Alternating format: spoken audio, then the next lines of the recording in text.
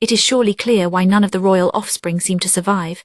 His Majesty loves his own brother, the Moon Prince, more than he does the children born in the rear palace. That set the table buzzing. That can't be right, could it? Someone asked. The Moon Prince, someone else said. Some were shocked, but to others it seemed to make sense. Rikyusen, for his part, wasn't sure how to react. The Moon Prince had spent years avoiding the public eye, claiming to be weakened with illness.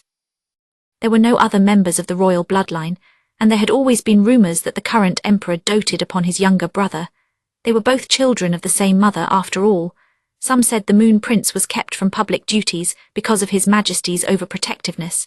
When the younger brother at last appeared, he turned out to be as beautiful and as gossamer as a celestial nymph. He was also a hale young man, as skilled in the military arts as he was in administration. But what surprised people who saw him was more than the discovery that the emperor's younger brother was not someone to be overlooked.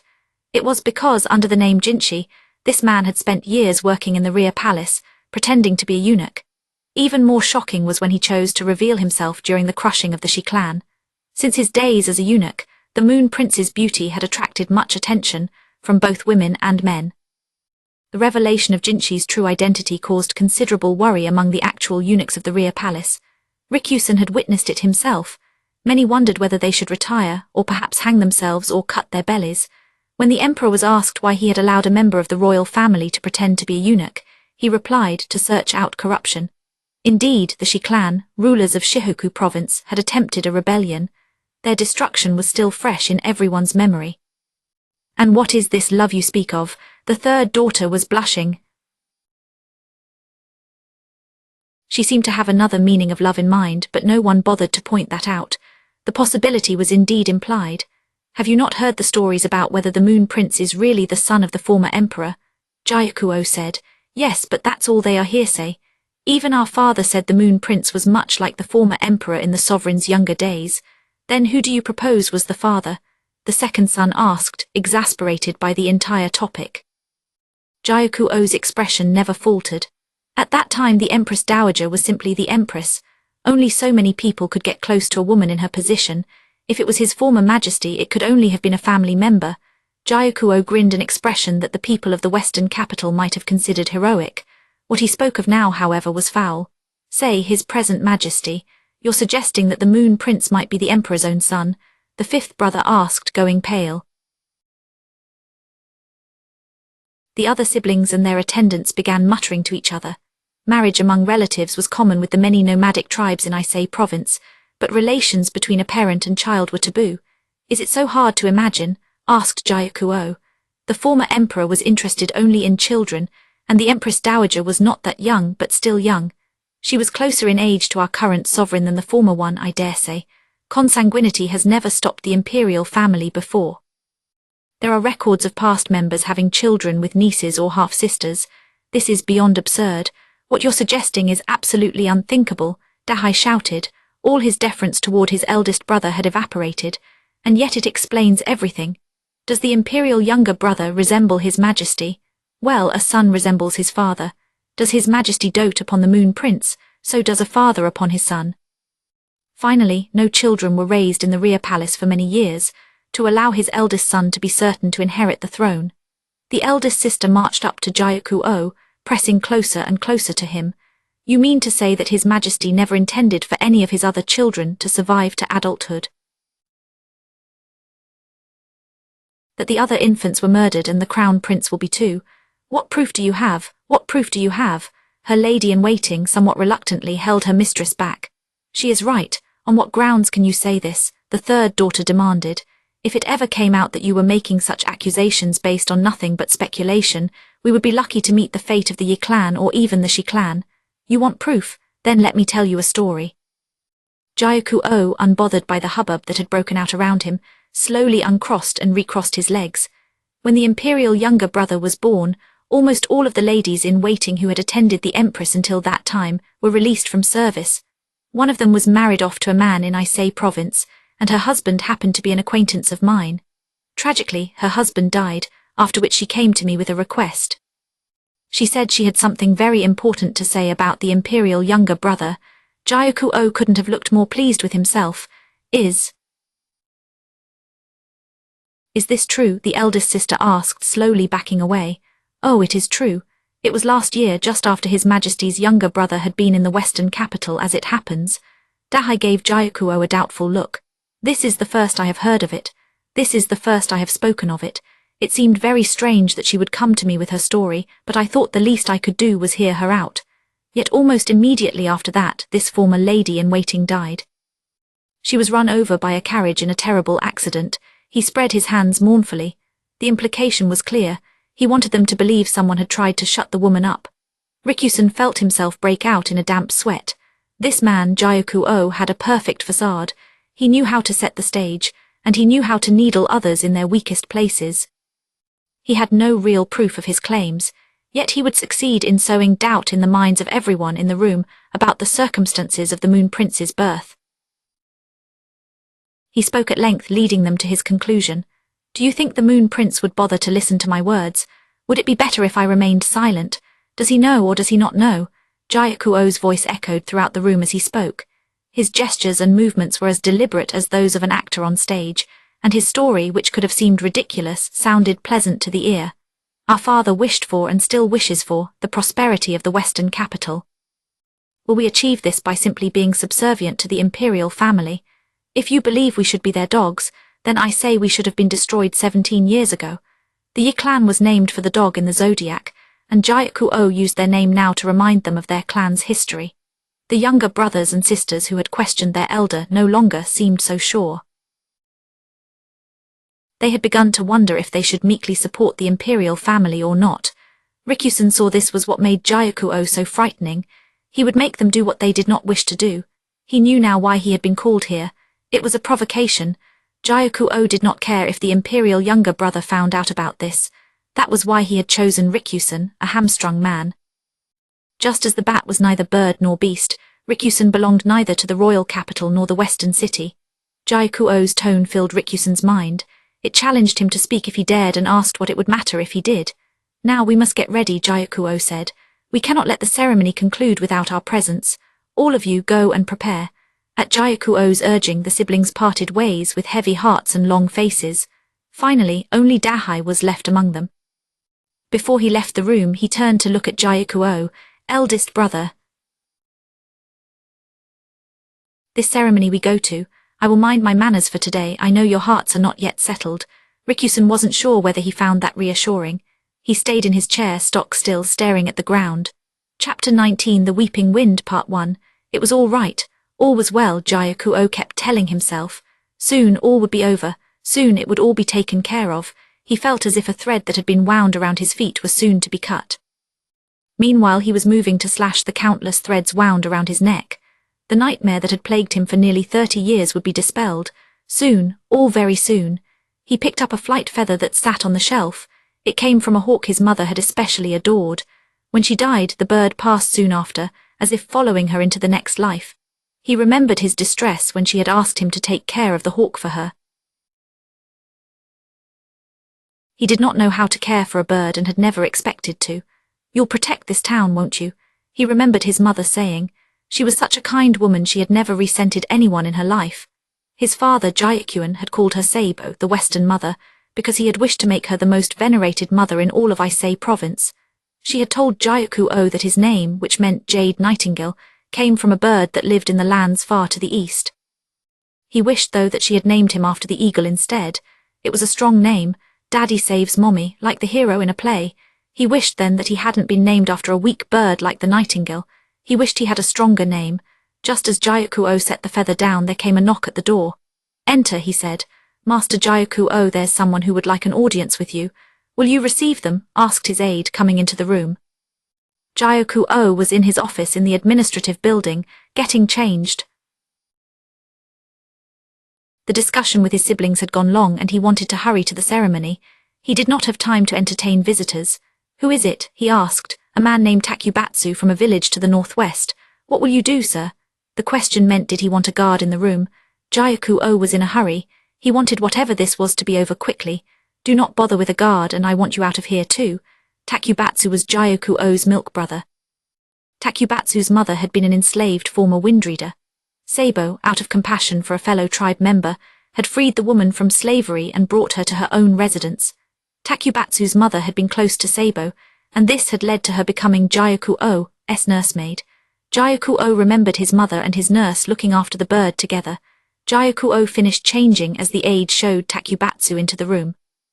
"Pardon me," Takubatsu said, and came to stand before Jyaku-o. He was not a striking figure, with unruly black hair and pale eyes that showed he had foreign blood in his veins. Jyaku-o's nursemaid had her son before she was freed from slavery. His father had been her owner. Takubatsu had worked at the main house with his mother, but he quit his job when his mother became ill. Jyaku told the nursemaid she had done well and gave her some money. She and her son then moved to a quiet farming village. Jyaku-o and Takubatsu hadn't had much contact after that. Takubatsu had likely been busy adjusting to his new surroundings. Jyaku-o was content to have Takubatsu out of the picture. He had seemed rather like an older brother. However, according to Sabo, Jyaku-o's former nursemaid had grown sedentary and senile after going to the village. After working hard as a slave, old age seemed to catch up with her quickly. Takubatsu had come to Jyaku several times to ask for favors when life became difficult. Jyaku gave Takubatsu work on those occasions. More and more farmers began to imitate Takubatsu, borrowing money from Jyaku-o's father. Most of them had also been former slaves freed by his mother. Jyaku-o had always thought this was returning evil for good. He never ceased to be amazed by his father's kindness. "What is it? It's unusual for you to come yourself," he said, suppressing his desire to ask why Takubatsu had come during such a busy moment. Jyaku wasn't even in the city. Takubatsu was Jyaku-o's milk brother, but they hadn't seen each other in some time. To be perfectly blunt, Jyaku-o wanted to hurry up and finish this conversation. He didn't even want to see Takubatsu's face. "I'm sorry to show up unannounced," Takubatsu said, "but there's something I simply must know. When had they last seen each other?" Jyaku-o had been 15 when his nursemaid left the estate. Until then, Takubatsu, who was a year older, had acted like his older brother. At the time, Jyaku-o didn't care, but now it bothered him greatly. He still could not summon the motivation to shout and bluster. He would handle this like an adult. "Let's be frank with each other. I happen to be busy. I have a state ceremony to attend in a few minutes," Jyaku-o said. "Then in the spirit of frankness, I'll simply ask, do you mean to go to war with Sheo?" Takubatsu glared at him. "If that turns out to be the only option, then yes. We have to," Jyaku-o replied, adjusting his collar as he spoke. "But you're the one who put us in that position. Why tell me that? You always used to say that you wanted to be just like Master Jyaku.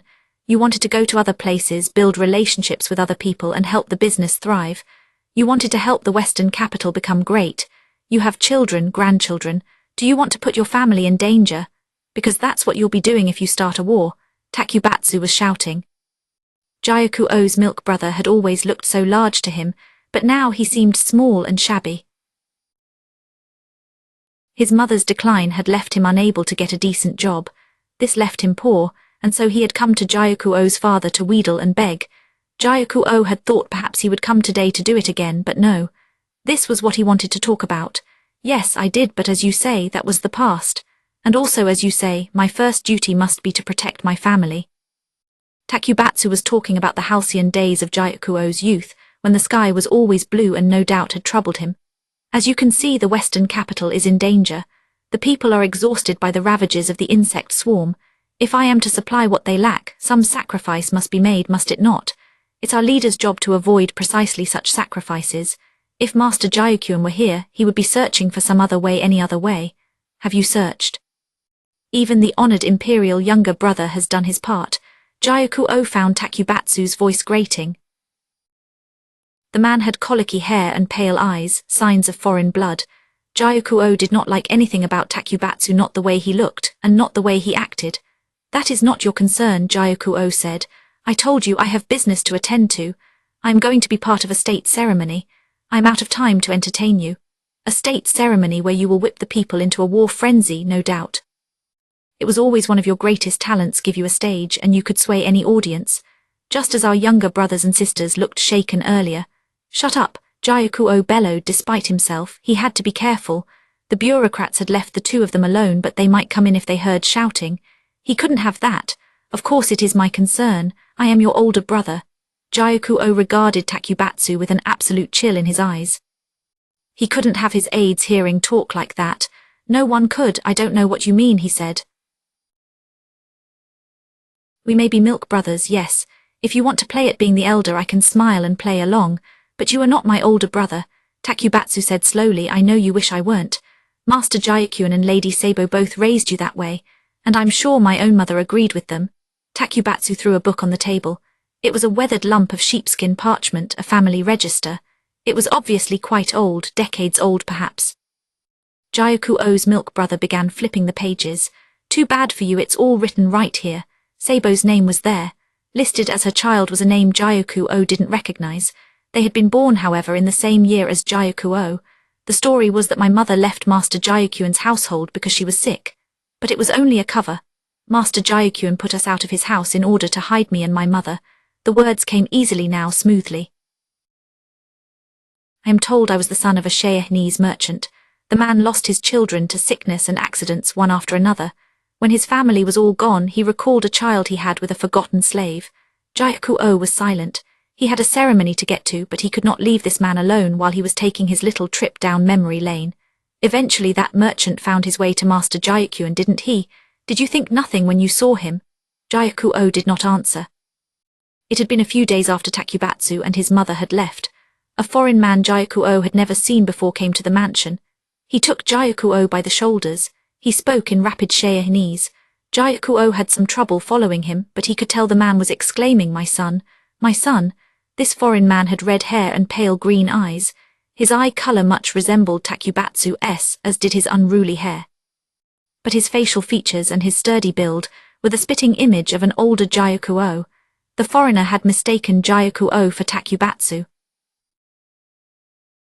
Before Gyukuo could push the man away, Sabo stepped between them. She hugged Gyukuo close and gave the foreign man a fearful look. Gyukuo had heard that his mother was a former windreader. He'd heard she had left her life on the plains to join his father in business, and that she freed former members of the tribe who had been enslaved. But that wasn't quite right. The order of events was off. It was Gyukyun who had freed the windreader slaves, including Sabo and Gyukuo's nurse mother. Then, Sabo became Gyukyun's wife and began doing business with him. As slaves, she and the nursemaid had been owned by the same man.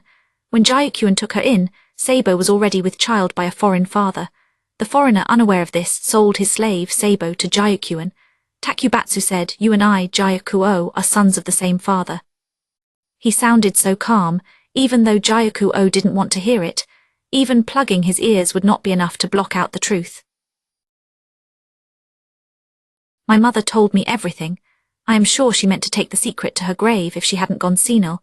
I am sure she never meant to speak of your true father. I believe she truly was overjoyed by Master Gyukyun and Lady Sabo's marriage. Takubatsu's mother revealed how Gyukyun and Sabo had known each other all along. They had indeed been engaged to be married. Then another tribe attacked, and Sabo and Gyukuo's milk mother were sold into slavery. Their master helped himself to his slaves. The nursemaid gave birth to Takubatsu, and Sabo became pregnant with Gyukuo. Gyukyun bought the slaves, giving them decent work and a place to live. Gyukyun sought Sabo's hand in marriage, but she refused him. She said she was already pregnant. "This is your true name," Takubatsu said. "To take up residence in Ise province, it was necessary to establish a family register. This register would be kept at the administrative office in the western capital, overseen by the Yi clan. Gyukyun promised Sabo that even if the child was not his by blood, he would raise it as if it were. She gave in and the boy was renamed Gyukuo. Then the nursemaid began working in Gyukyun's household, and Takubatsu became Gyukuo's milk brother. Gyukuo had been so young that he didn't remember any of this. He clawed at his knees under the table. He knew it all. He didn't need Takubatsu to tell him Gyukuo knew the truth. And still he had to be Gyukyun's eldest son. Righteousness was with his father. Justice meant protecting the western capital. That is what Sabo had wanted. To accomplish it, Gyukuo, Gyukyun's eldest son, had to be perfect. The evil necessary to attain Gyukyun's justice was hardly evil at all, compared to other leaders. Gyukuo's father was simply a very good man. Gyukuo remembered how the former slaves failed at the unfamiliar practice of farming again and again, and came to his father for money. Gyukyun, ever kind, lent it to them. What they couldn't repay, he allowed them to pay off by working in his fields at the harvest. It was a very gentle loan, perhaps one of the most generous ever offered. Considering the time and effort needed to teach the borrowers, they actually came out ahead. Even so, Jayaku-O's father was never greedy. A man with deep pockets could simply afford to help others. Still, there were limits to what could be permitted. Those limits were broken by the first slaves Jayaku freed. These people knew about Jayaku-O's origins. As they say, the quiet pheasant is not shot. Jayaku truly loved Jayaku-O. Anyone audacious enough to threaten him disappeared one by one. They vanished, whether they were former slaves or members of the Windreader tribe who knew Sabo. They had to. The jade must remain unblemished. If Jayaku-O was to succeed his father, then anyone who stood in the way must be eliminated. Where exactly did you get this register? Big Lin had it hidden. I got it from him. Takubatsu seemed to be talking about something that had stirred up the household some time ago.